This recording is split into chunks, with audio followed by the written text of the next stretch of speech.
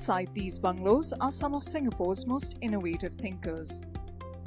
A space entirely devoted to startups and entrepreneurs on the campus of the National University of Singapore. Most of the people here are students, but like Nikhil Kapoor, they're also successful entrepreneurs. Nikhil moved to Singapore from India to take up an MBA after achieving success with his music-focused website, Tommy Jams.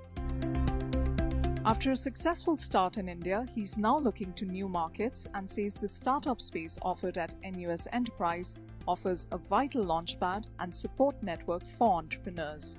You're actually sitting in an office, getting that whole set of facilities which you require to meet clients, to run your business, get access to a big bandwidth network. So things like that, they remove the initial incubation cost that a startup generally incurs. Tommy Jams connects musicians and bands with venues without having an agent in between, and brings together what Nikhil says are his two passions, music and technology. It makes money by taking a cut for each event it organizes. For a company like mine, which is a startup which is revenue generating in India, where it's very difficult for us to expand into an economy like Singapore, which is very expensive. So this provides a brilliant opportunity to do it for free actually. So at the early stage, we call it a proof of concept. Professor Wong Po Kam is one of the driving forces behind the NUS Enterprise Incubator. You decided to start a company. That's when you move now to the incubation phase. He's also an experienced angel investor, both in Singapore and at the ground zero of startup culture, Silicon Valley. He's seen a sea change in the entrepreneurship ecosystem in Singapore over the past 15 years and is a strong believer in the city-state's entrepreneurial future. But he says startups here also face unique challenges that need to be addressed, in particular, growing beyond Singapore's small domestic market. If you want to be a very successful startup company, you need to learn how to scale and grow beyond Singapore. And this is where we still need to sort of do more. Many of the entrepreneurs may not have experience about how to do business outside Singapore. Secondly, even some of the investors here may not have experience in helping them to enter, difficult market like Indonesia, China, and so on. So the growth stage is where the challenge is now. A few kilometers from the NUS Enterprise Bungalows, another government-funded incubator space is thriving. Set up in a refurbished industrial estate, Block 71 was launched in 2011 and provides subsidized office space along with free legal and accounting advice to tech entrepreneurs. Described by The Economist magazine as the world's most tightly packed entrepreneurial ecosystem, it is now home to hundreds of tech-related organizations, including startups, venture funds, and accelerators. It's so popular that there's a waiting list for people to join. My company is Trio Sky. We're creating a trip planning mobile app for helping people planning trips and share their plans between their friends. Yiwei Chow has been working here since 2014. He says the space motivates him much more.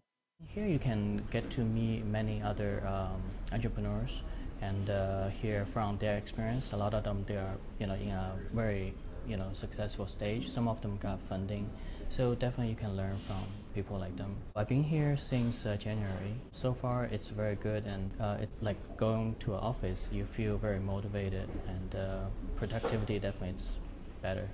About 20 tenants of this block. Others benefit from regular events which are hosted free of charge.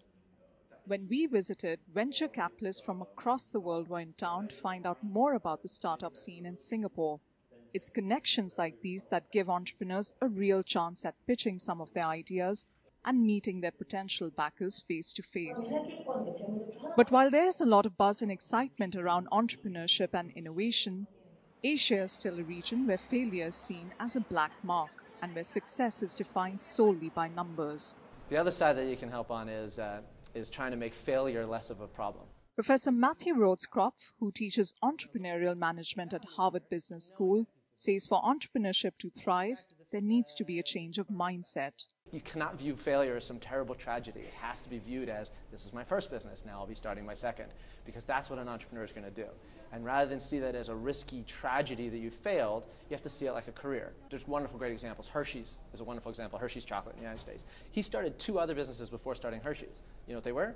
They were chocolate shops. So this guy started 2 other chocolatiers, one of them lasting for 6 years before failing.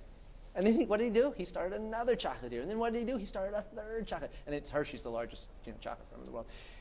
So this, he had a dedication. He knew there was something there, but he was willing to fail repeatedly in his attempt to get there. And if you can get that mentality through society that I am an entrepreneur, therefore I fail and I succeed, I fail and I succeed, you can really encourage innovation. They definitely need to put in quite a lot more. That's a philosophy embraced by Lester Kang and James Chua.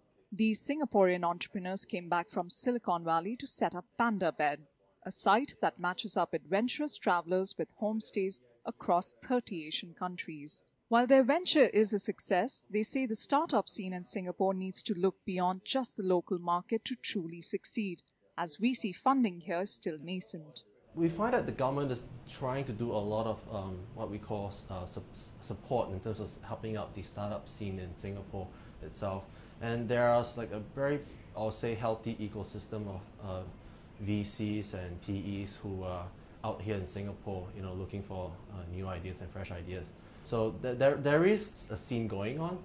What we find is that compared to what we can see in Silicon Valley, the risk appetite of the VCs here, I would say, lower.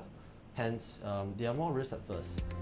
And so the Steve Blank and Eric Engels. Professor Wong says Singaporean startups need to look beyond the country's shores if they want to go truly regional. One underexploited opportunity is to develop what I call pan-ASEAN startup. In other words, you have a business model that can then move beyond just one country and just scale it to Indonesia, to Philippines, to Thailand, and so on.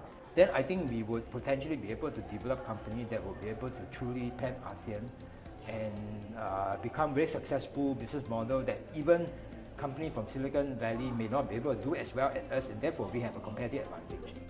And that advantage, Professor Wong says, can be developed by staying true to certain values found in the region.